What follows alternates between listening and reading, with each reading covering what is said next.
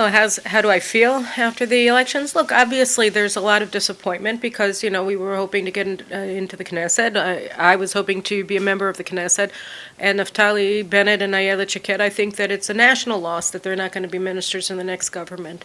But at the same time, I joined the race for the Knesset with the Yamina Chadash party because I have an ideology that I've been devoting my entire career to advancing, which is applying Israeli law to Judea and Samaria, ending ending our commitment to the failed Oslo process and two-state solution, which is just a recipe for disaster on a national level. And here I saw, really, in the last week of the election, Prime Minister Netanyahu, for the first time, said that he supports applying Israeli law to the Jewish communities in Judea and Samaria. I don't think that that's enough, but I think that it's a world apart from where we were 10 years ago, 5 years ago, and it's extraordinary. And then at the beginning of this week, we got the leak from the Washington Post that said that President Trump's deal of the century does not involve establishing a Palestinian state west of the Jordan River. And, these are things that I've been fighting for. So it's hard for me to feel defeated when I see that everything that I've been working towards is advancing and being adopted by Prime Minister Netanyahu on the one hand and by President Trump on the other. Why did we fail? I think the main reason that we failed, honestly, is because the campaign, Bennett, Shaked, and particularly they refused to deal with, or were unwilling to deal with the challenge that we were surprised by from Zehut, from Moshe Feiglin's party. I think that they had come into the race with certain expectations that there were going to be two ideological parties to the right of Likud, the Yamina Chadash and the Bayit Yehudi, the party that they left, and then they suddenly were faced with a third actor. And Zehut really was challenging us from an ideological perspective, and they had a sort of a personalized campaign, Bennett for the Defense Ministry, Shaked for the Justice Ministry, and here was Zehut, and their positions weren't that different from ours on economic issues, although their policies for them were delusional in many ways. They were incapable of being implemented, and of course they had their whole drug legalization thing.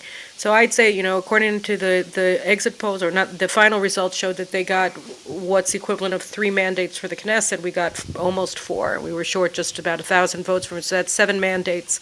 If you take 1.5, and say that that was for the drugs, they still have 1.5 mandates that were from ideological right-wing voters that would otherwise have been voting for Bennett and Shaked, and they weren't heeding the warnings. They had a plan and they stuck with it, even though during the course of the election it was clear that we were facing a significant challenge from Feiglin, and they didn't deal with it well. And so he didn't go in. There was really no chance he was going to, but he took away our ability to go in. Oh, was it a mistake to start the new party? Maybe they should have stayed in the Jewish Home Party or gone into the Likud. Well, I don't think that going into the Likud was an option. I don't think that the doors were open to Bennett and Shaked for a host of reasons.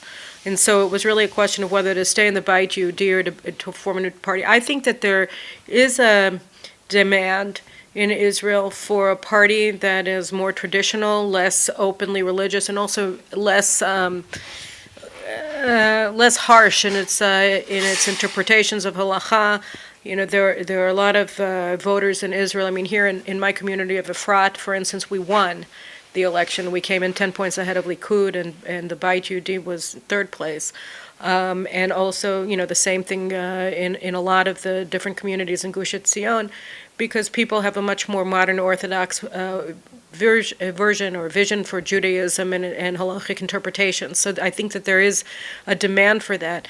The problem, again, is that when suddenly you thought you were going to be in an election with just one other ideological party to the right of Likud, and then you suddenly found yourself with a third one, are you going to be able to pivot and change your plans in the middle or not? And here I think that what we ran into was an inability to change course in the middle when the circumstances required it.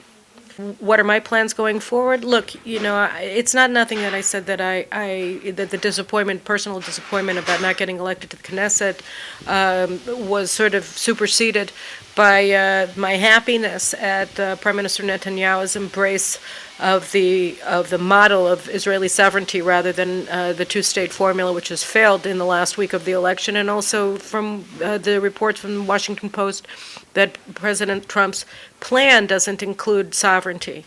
And I think that, for me, the most important thing in the next year and a half is to ensure that these two leaders are actually pushing forward with this vision of sovereignty. We don't know what's going to happen in the American election in November 2020. We do know from what's happening in the Democratic Party that it's very unlikely that if a Democrat is elected, or that he or she will be pro-Israel.